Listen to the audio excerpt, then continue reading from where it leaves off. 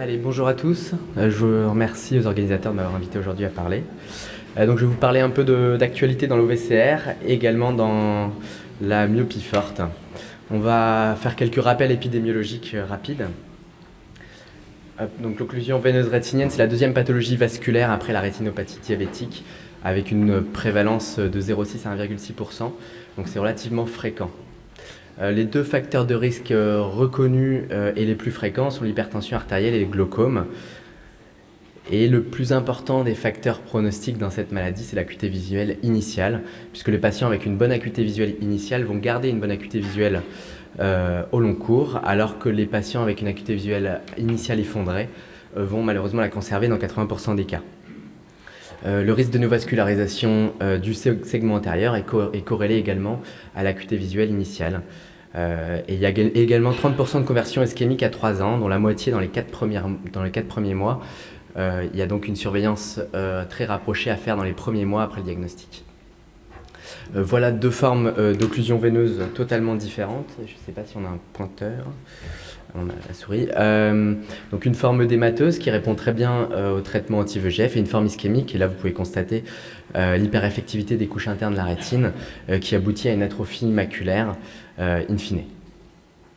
Donc quels apports récents dans les développements de l'imagerie? Donc il y a récemment le développement de l'OCT angiographie qui nous permet d'analyser parfaitement le lit capillaire superficiel et profond maculaire et notamment d'évaluer l'importance de l'ischémie maculaire. L'OCT angiographie est beaucoup plus performant que l'angiographie à la fluorescéine pour rechercher l'ischémie maculaire. C'est les photos que vous avez à côté. Donc ici le lit capillaire superficiel est ici profond et vous pouvez constater que on a une parfaite analyse et de l'élargissement de la zone avasculaire centrale et qui est même mieux visible sur le lit capillaire profond que superficiel. Quelles anomalies on recherche pour évaluer cette ischémie maculaire? On va rechercher l'élargissement de la zone avasculaire centrale, l'interruption de l'arcade capillaire parafévolaire et également la diminution de la densité vasculaire périfovéolaire. Donc il y a des études très récentes qui montrent, ici un cas d'ischémie maculaire, le lit capillaire profond et superficiel et on peut faire une cartographie de cette ischémie, on peut mesurer la surface d'ischémie et on peut également mesurer la densité vasculaire. Un cas beaucoup plus sévère, d'ischémie maculaire sévère avec, vous voyez, une circulation collatérale abondante.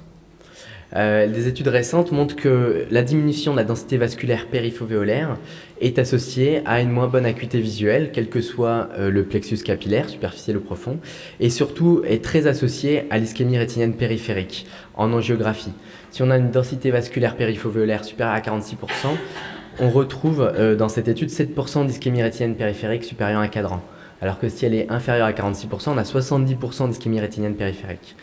Alors ça n'empêche pas qu'il faut réaliser une angiographie à la fluorescéine pour rechercher cette ischémie rétinienne périphérique et éventuellement la traiter par la réalisation d'une photopancoagulation rétinienne pour prévenir le risque de glaucome néovasculaire.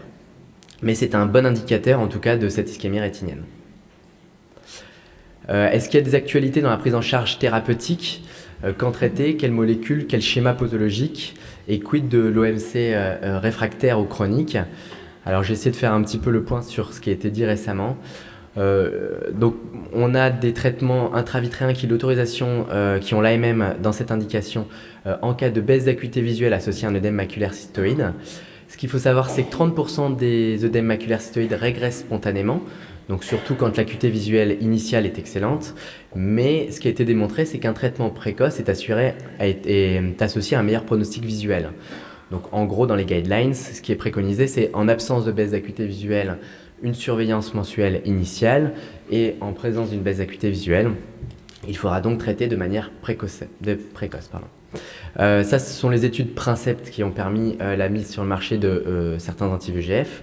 Et là, on peut noter qu'un retard de 2 mois de traitement après le diagnostic de l'occlusion veineuse fait baisser de 70% à 40-50% les chances et les probabilités de gain d'acuité visuelle supérieure à 15 lettres. Donc un retard diagnostique compromet le résultat fonctionnel.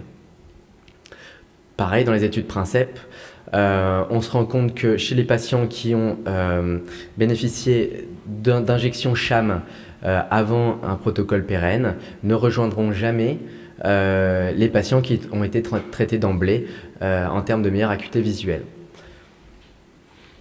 Quel traitement avons-nous à disposition? On a les implants de dexaméthasone retard, les anti-VEGF, qu'on choisira en fonction du terrain, du statut cristallinien, des antécédents de glaucome, éventuellement de l'ischémie.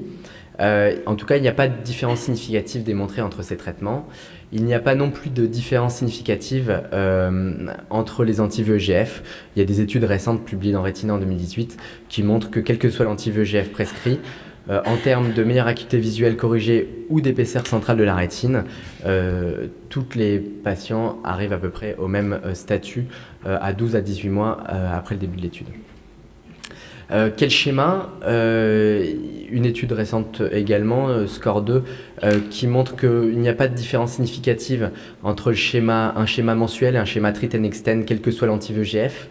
Il est donc recommandé actuellement d'utiliser un schéma en treat and extend. Et quand ça ne marche pas, il est montré que dans 35% des cas, malgré de multiples injections, l'œdème maculaire est réfractaire ou partiellement répondeur au traitement anti-VEGF. Il est donc indiqué dans ces cas-là de réaliser une angiographie, et notamment une angiographie au verre d'indocyanine afin de rechercher une lésion vasculaire secondaire, telle que des macroanévrismes secondaires ou des collatérales exubérantes. Voici un sujet qui présente un macroanévrisme secondaire à son occlusion veineuse, qui ne sont pas du tout visibles en OCT angiographie, donc qui n'a malheureusement aucun intérêt dans cette indication-là. Le seul examen qui est pertinent dans la recherche d'une malformation vasculaire secondaire, c'est l'angiographie au verre d'indocyanine. Quelle proportion de patients font ces lésions secondaires? On a environ 70% de macroanévrisme dans les occlusions de branches entre 1 et 3 ans, et qui monte à une probabilité qui monte à 95% en cas de présence d'exudat au fond d'œil. Dans les occlusions de veine centrale de la rétine, on a environ à 3 ans 30% de macroanévrisme. La présence de macroanévrismes secondaires sont corrélées à la sévérité des exudats secs au fond d'œil. En gros, s'il y a quelques exudats en grade 1, il y a 30% de risque que le patient présente des malformations vasculaires secondaires, et ça monte jusqu'à 80% en cas d'exudats importants. L'intérêt du verre d'indocyanine, et il est démontré par le fait que malheureusement l'angiographie à la fluorescéine présente beaucoup de diffusion, et toutes les lésions vasculaires diffusant, il est difficile d'individualiser la lésion responsable de l'œdème. Alors qu'au verre d'indocyanine, qui est une plus grosse molécule, au temps tardif, on arrive facilement à individualiser la lésion responsable de cet œdème maculaire. Donc vous voyez sur cette imagerie, en fluorescéine, il est impossible d'individualiser une lésion. Là, vous pouvez tout à fait voir que, comparé au mapping OCT, il y a 2 lésions macroanévrismales responsables de cet œdème maculaire réfractaire. Comment pouvons-nous les traiter? Par traitement laser focal, du coup guidé par l'ICG. Le but étant de modifier la paroi du macroanévrisme de manière à, dans la mesure du possible, l'obturer, et on fait des spots laser les plus petits possibles. On commence à 150 milliwatts, des spots de durée de 50 à 100 millisecondes. Le but étant, le critère de réussite étant l'augmentation de la réflectivité de la lumière du macroanévrisme à l'OCT. Un exemple ici, voilà, le diagnostic était assez évident. Un œdème maculaire réfractaire aux anti-VEGF, secondaire à un volumineux macroanévrisme. Ici, l'image avant laser et l'image post-laser immédiat. Donc là, la coupe OCT a été réalisée quelques minutes après la réalisation du laser. Donc vous pouvez constater l'hyperréflectivité de la paroi de ce macroanévrisme. Ici, l'exemple d'un sujet qui avait bénéficié de 6 IVT d'anti-VEGF avec un résultat partiel, une part focale de cet œdème maculaire réfractaire et qui a bénéficié d'un traitement laser. Et là, on peut de toute évidence voir l'efficacité du laser et du traitement des lésions. Ici, par ailleurs, un autre sujet qui a bénéficié du traitement laser. Et là, vous pouvez voir le résultat 3 mois après la prise en charge par laser. Quand est-ce qu'il faut réaliser ce laser? Il n'y a pas de guidelines, pour l'instant il n'y a pas de consensus, c'est quelque chose qui est en cours d'étude. Avant ou après assèchement par IVT, certaines études et certains articles disent qu'on aurait tendance à le faire plutôt avant, de manière à protéger les photorécepteurs d'une diffusion thermique du laser focal. Il y a une seule contre-indication formelle, c'est la présence d'une DMLA ou de drusen qui va précipiter le risque de rupture de la bruque et compromettre le résultat de ce traitement laser. Et les lasers de demain, les lasers un petit peu d'aujourd'hui quand même, parce que le laser Navilas est disponible déjà aujourd'hui, c'est un laser avec un eye tracking qui permet déjà de réaliser un laser focal, mais son défaut c'est que l'eye tracker se désamorce lors du traitement laser, ce qui fait qu'on a du mal à traiter précisément de toutes petites lésions, puisqu'en règle générale le traitement laser se fait juste à côté de la paroi du macroanévrisme. Donc on est en train de développer des lasers avec eye tracking continu couplés à l'OCT, ce qui permettrait pendant le traitement laser de cibler très précisément les lésions en question. Donc pour conclure sur les occlusions veineuses, l'intérêt de l'imagerie multimodale et notamment de l'OCT angiographie dans la recherche de l'ischémie maculaire, la forte corrélation entre la diminution de la densité vasculaire périphovéolaire et l'ischémie rétinienne périphérique, mais ce qui n'empêche pas du tout la réalisation d'une angiographie à fluorescéine qui reste totalement nécessaire pour la prévention du glaucome néovasculaire et la réalisation de la photocoagulation rétinienne. En termes de traitement, au choix la dexaméthasone retard ou les anti-VEGF selon le terrain du patient. Ce qui est indiqué, c'est un traitement le plus précoce possible en cas de baisse d'acuité visuelle et plutôt un schéma inject and extend. En cas d'œdème maculaire réfractaire, il sera indiqué de réaliser une angiographie au verre d'indocyanine afin de rechercher une anomalie vasculaire secondaire. Deuxième sujet, donc les actualités dans la myopie forte. Pareil, quelques rappels épidémiologiques. La myopie forte est une des principales causes de perte de la vision dans la population jeune. Ça représente 1 à 3% de la population. Et la fréquence de néovascularisation est relativement importante puisque 5 à 10% des patients se néovascularisent et ça se bilatéralise dans environ 15% des cas. Voilà des sujets qui ont présenté des néovascularisations. Donc, vous pouvez voir qu'à l'OCT, on a des signes plus ou moins bruyants qu'on pourrait comparer à ceux de la dégénérescence maculaire liée à l'âge.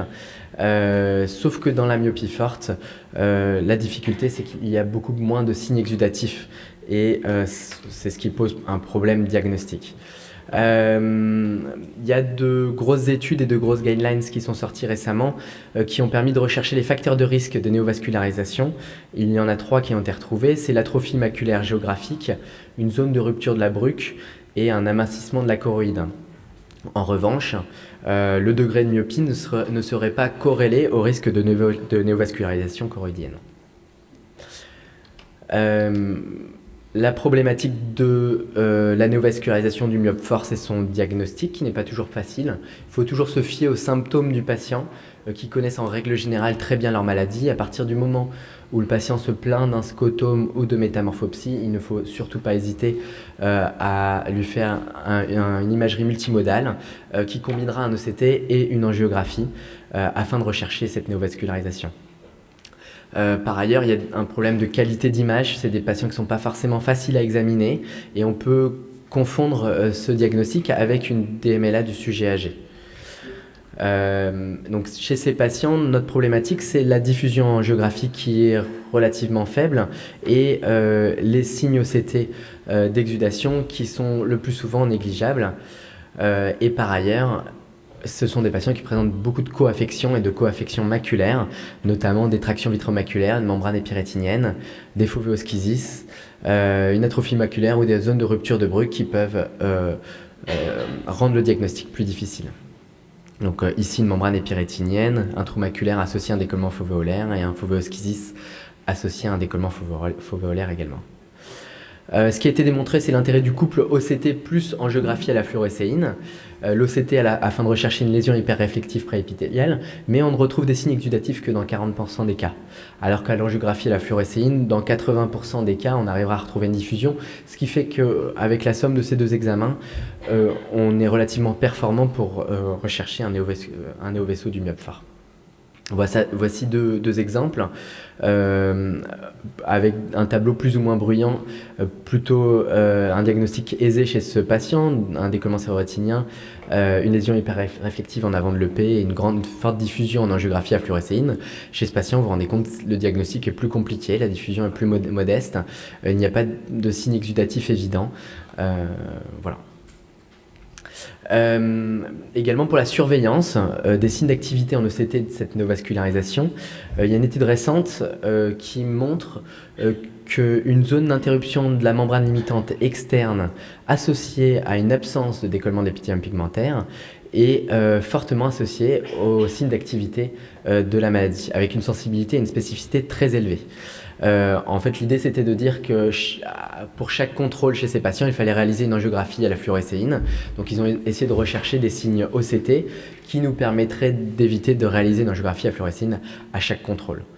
Donc, ils ont établi un petit diagramme qui dit qu'en absence d'interruption de la membrane limitante externe, a priori, on est dans une maladie inactive. En présence de cette interruption de la membrane limitante externe, il faut rechercher la présence d'un décollement d'épithélium pigmentaire. Si nous avons un décollement d'épithélium pigmentaire bien limité, la maladie est inactive. S'il y a une interruption de la membrane limitante externe associée, comme chez ce patient, associée à une absence de DEP, on est dans une maladie active. Donc là, vous suivez, c'est un peu plus évident ici, vous suivez la limitante externe ici. Là, vous vous rendez compte qu'elle s'interrompt totalement. Il n'y a pas de DEP, on est bel et bien dans une pathologie qui n'est pas contrôlée, pour laquelle il y a encore des signes d'activité. Quelle prise en charge thérapeutique par traitement intravitréen? Là encore, il y a des guidelines qui sont sortis récemment à AO 2017, qui ont fait la synthèse de la littérature récente sur le sujet, qui préconisent un schéma 1 plus PRN, une injection puis suivie par PRN, un traitement le plus précoce possible, pas de différence d'efficacité entre les anti-VEGF, un retraitement selon des critères fonctionnels et ou anatomiques, une surveillance rapprochée dans les premiers temps, pendant 3 à 6 mois, puis trimestrielle. Et ils évoquaient le fait que l'acuité visuelle était maintenue à 3 ans et que inexorablement, à partir de la 3e année, les chiffres d'acuité visuelle régressaient en raison de la survenue d'une atrophie. Voilà un patient qui avait bénéficié d'un traitement par anti-VEGF et vous voyez le résultat à 5 ans. Ce patient a malheureusement développé une large plage d'atrophie géographique dans le territoire de néovascularisation.